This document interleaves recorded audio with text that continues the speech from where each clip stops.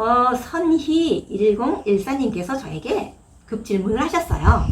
컴맹 수준인데 요즘 더미북만 만들려고 해도 컴퓨터 능력이 필요한데 따로 배워야 할까요? 작가님은 어떻게 배우셨나요? 이런 질문하셨어요.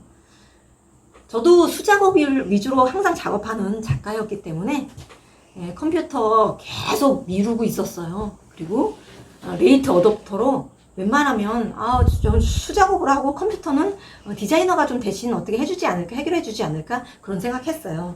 그런데 디자이너 분들도 마인드가 그 사이에 많이 바뀌셨어요. 새로운 디자이너가 오시면서 또 웬만하면 일러스트레이터들이 컴퓨터를 다 잘 다루시고 요즘은 컴퓨터로 작업하시는 분들이 오히려 수작업으로 작업하시는 분들보다 더 많기도 해요. 그래서 저도 계속 고민하다가 포토샵을 제 호텔 파라다이스라고 하는 그림책 채색을 포토샵으로 한번 편집자분이 해보는 게 어떨까? 그렇게 제안하셔서 굉장히 고민하고 주변 사람들한테 물어봤죠. 그랬더니 웬만하면 배우지 말아라. 그냥 손으로 그리는 게 빠르고 느낌도 좋을 것이다. 그런데 굉장히 낑낑대면서 유튜브를 통해서 배웠답니다. 제 책 보시면 다른 책들은 다 수작업이에요. 근데 이 호텔 파라다이스는 선 작업만 수작업으로 펜선으로 그리고 나머지는 컬러링은 다 제가 포토샵으로 하고 문양 같은 것들은 돈 주고 사서 집어넣은 거예요. 레이어를 몇 개 수작업을 한 것을 컬러를 넣어서 겹치고 계속 그렇게 작업했죠. 그래서 제가 요즘에 이런 질문 많이 받는데 이런 질문 받게 되면 당연히 컴퓨터 웬만하면 배우시면 좋아요. 왜냐면 안 배워도 뭐 가능은 한데 그만큼 재료의 하나의 일종이라고 생각하시면 재료를 하나 더 다룰 수 있는 것이기 때문에 내가 수채화만 그릴 수 있다? 그거보다 목탄도 다룰 수 있고 파스텔도 다룰 수 있다. 이런 얘기 그런 능력을 하나씩 늘리려고 하는 것이기 때문에 되도록 배우세요. 근데 배우는데 되게 스트레스 많이 걸리고 시간도 많이 걸리고 그렇지만 유튜브에서 워낙에 친절하게 가르쳐 주시기 때문에 저 같은 기계치도 충분히 배워서 그릴 수 있었습니다. 사실 열흘이면 그릴 수 있는 그림을 한 달 동안 그렸죠. 초기에. 그렇지만 두고두고 써먹을 수 있으니까 여러분들 배우시면 될 것 같아요. 일러스트레이션 일은 어떤 것이었나요? 처음에 했던 일러스트레이션 일은 잡지에 들어가는 한 컷짜리 그림이었어요. 그 당시에 5만 원을 받고 한 컷 그림을 흑백 그림을 그렸는데 그것마저도 제가 너무 선배가 하던 일을 저한테 넘겨서 제가 했는데 그것마저도 굉장히 즐겁게 하고 가슴 설레하면서 그 잡지가 나올 때 기뻤던 기분이 있었어요. 그림을 그리는 그냥 화가로만 살았다면 어떤 출판 인쇄가 돼서 나오는 것에 대해서 되게 어떤 동경을 가지게 되기도 하거든요. 그래서 굉장히 즐거웠답니다. 또 레이트 이름을 뭐라고 쓰시는지 모르겠는데요. 바캉스 프로젝트는 언제 나오나요? 작년엔 국제도서전에서 팔았는데 이번에는 어디서 살 수 있나요? 예, 올해는 코로나 때문에 국제도서전도 취소되고 각종 도서전이 다 취소됐어요. 그런데 오프라인에서 여러분들을 만날 수 있는 기회는 올 9월에 있는 원주 문화리라고 하는 곳에서 한 달 동안 전시를 해요. 바캉스 프로젝트 팀 전체가 문화리에서 전례를 가지고 프로젝트 전시를 하는데 거기서 판매하게 됩니다. 여러분들이 원주까지 오실 수는 있을지 모르겠지만 아마 저희들도 방법을 간과할 것 같아요. 인터넷에서 팔 수 있도록 한번 생각을 해봐야 될 것 같아요.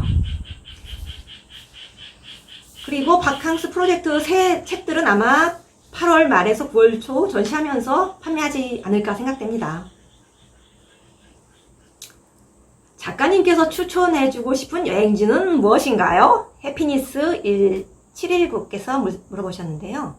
요즘 여행을 못 가죠. 저도 여행을 지금 3년째 못 가고 있어서 정말 너무너무 여행 가고 싶어요. 그래서 국내 여행이라도 어떻게든 많이 다녀보려고 하고 있습니다. 제가 추천하는 곳은 미얀마가 좋았어요. 미얀마는 아직까지 공산국가이기 때문에 비용은 많이 들지만 한국 사람들이 많이 가지 않는 곳이었죠. 미얀마라는 곳은 굉장히 아름다운 곳이었어요. 인내라는 곳에 꼭 가보시기 바랍니다. 자전거를 빌려 타고 인내라고 하는 아주 호수가 아름다운 곳에서 자전거를 타고 여행을 해보시면 좋고요. 또 한 군데 추천한다면 라오스의 루앙남타 정글 트레킹을 한번 가보세요. 트레킹을 들어가서 굉장히 고생하지만 팔이 긴 기본 원숭이를 운이 좋으면 만나실 수 있고 아주 순수한 마을을 만나실 수 있어요. 정말 돼지와 개와 모든 새들, 닭들이 사람들과 아주 어울려서 사는 아주 옛날 동네죠. 아주 사람들도 순박한 곳이에요. 루앙남타 트레킹을 추천합니다. 또 한 분, 또 제이시원님께서 글은 어떻게 그렇게 잘 쓰시나요? 글은 솔직히 말하면 솔직히 문학하시는 분들이 보면 욕하죠. 글은 저를 잘 못 써요. 근데 글을 많이 읽었죠. 출판 일러스트레이터를 하게 되면 글을 많이 읽게 되기 때문에 당연히 글을 읽는데, 그리고 글을 읽고 또 그것을 그림으로 재현하는데 굉장히 많은 생각을 해야 되는 것들이 출판 일러스트레이터이기 때문에 글을 어느 정도 쓰게 됐고, 글을 잘 쓰지 못합니다. 그러나 여러분들에게 최대한 저의 생각을 전달하는 정도로 노력하고 있어요. 제가 글을 매끄럽게 쓰지 못한 것들을 여러분께서 읽어주셔서 너무나 감사하게 생각하고 있어요. 어렸을 때 그림을 좋아하셨나요?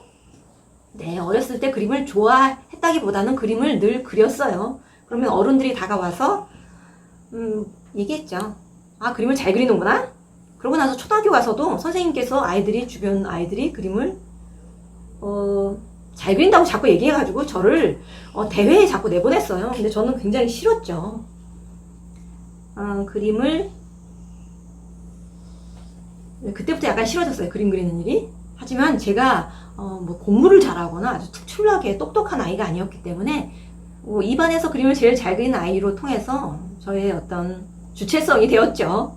그 뒤로 자연스럽게 그림을 그리고 있지만, 그림 그리는 순간이 지금도 뭐 좋다라고 말할 수는 없어요. 작가님들한테 한번 물어보시면 다들 그림 그리는 것이 가장 좋으냐고 물어보면 아주 싫다라고 얘기하는 분들도 있어요. 왜냐면 그림을 너무 오래 그려왔죠.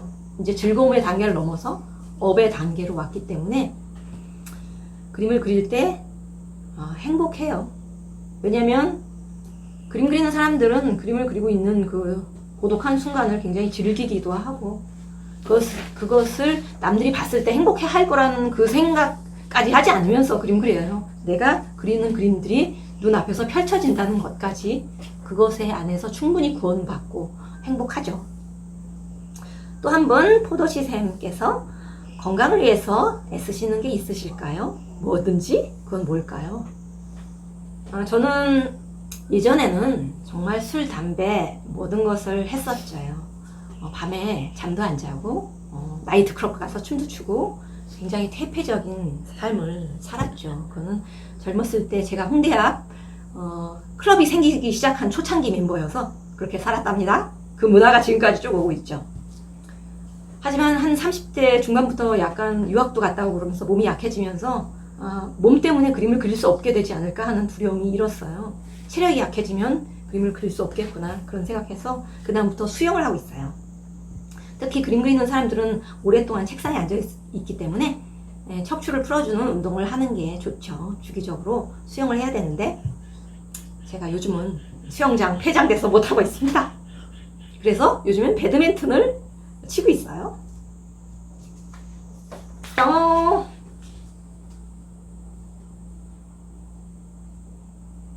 밤에 혼자 잘 때 무섭지 않으세요? 저는 보리와 함께 자기 때문에 무섭지 않아요. 무서움이 많으신 분들은 시골에서 사시면 안 돼요. 저는 무서움이 많지 않아요.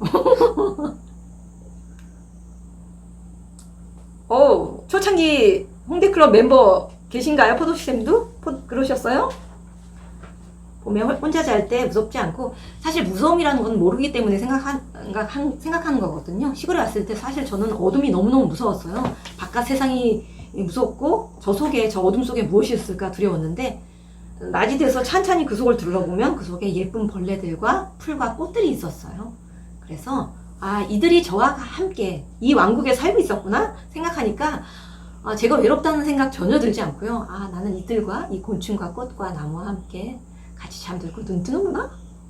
그런 행복한 생각이 들었습니다. 그래서 콤비라는 그림책도 만들게 됐죠. 여러분들 도시에 살면 벌레 싫어하죠? 벌레 자세히 보세요.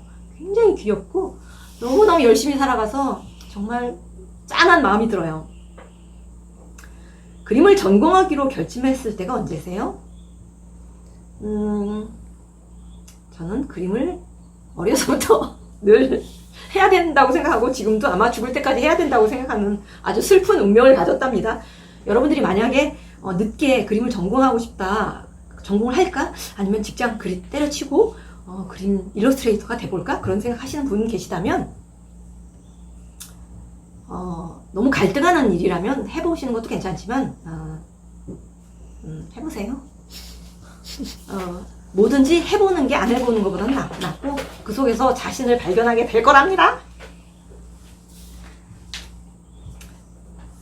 보리가 주인공인 그림책 작업이 있으신가요? 보리가 주인공인 작업 앞으로 해볼까 생각하는데 사실 저는 여러분들이 알다시피 그렇게 대중적인 그림책보다는 예술적인 그림책을 만들고 싶어하는 작가예요. 그래서 보리가 주인공인 책을 언젠가 여러분들을 위해서 만들거나 저도 기업을 위해서 만들고 싶은데 아마도 요리 그림책을 만들게 되지 않을까? 그런 생각을 하고 보리가 죽기 전에 꽃보리를 좀 남겨놓고 싶다 그런 생각하고 있어요. 보리와 함께 할 수 있는 나날이 얼마 안 남았겠죠? 즐겨하는 영법이 궁금해요. 즐겨하는 영법? 저는 4가지 영법 있죠? 저병, 자유형, 평형, 배형 골고루 섞어서 합니다. 그래야지 온몸의 근육들을 다 쓸 수가 있죠. 특히 좋아하는 영법은 배영을 굉장히 좋아해요. 배영을 하면서 마치 와이키키 해변에 들어누워 있다 이런 생각을 하죠. 책상 정리 그때그때 바로 하시나요? 저 바로바로 잘 안 하는 편이고요.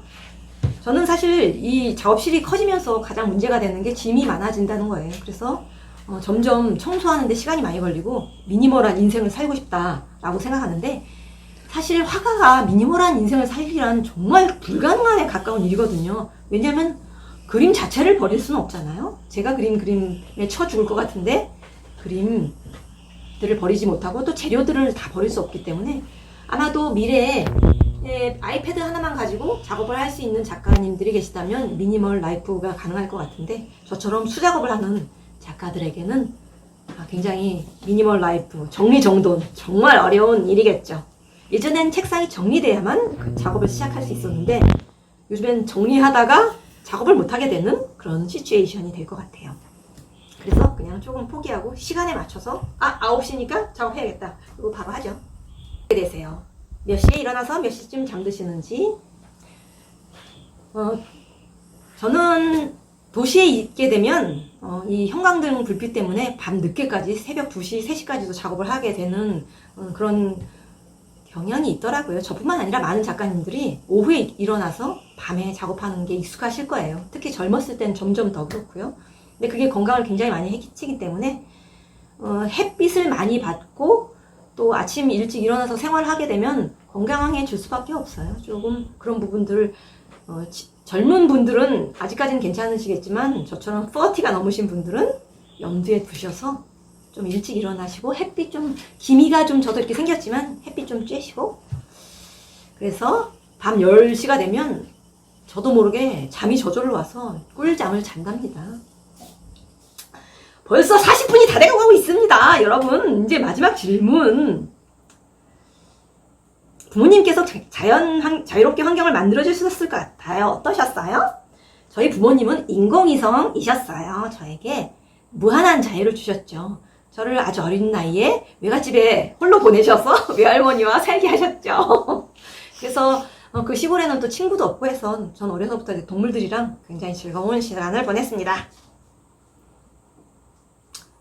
부모님들이 자녀들을 이렇게 통제하지 않고 학원에 잘 안 보내고 자유롭게 키우시면 어쩌면 더 잘 될 수도 있다고 저는 늘 생각해요. 왜냐면 저는 사실 한글을 유치원에도 안 가고 한글을 초등학교 들어가서 깨우쳤거든요. 제 이름 석자 딱 알고 책도 거의 사주지 않으셔서 읽지 못하고 초등학생을 보냈어요.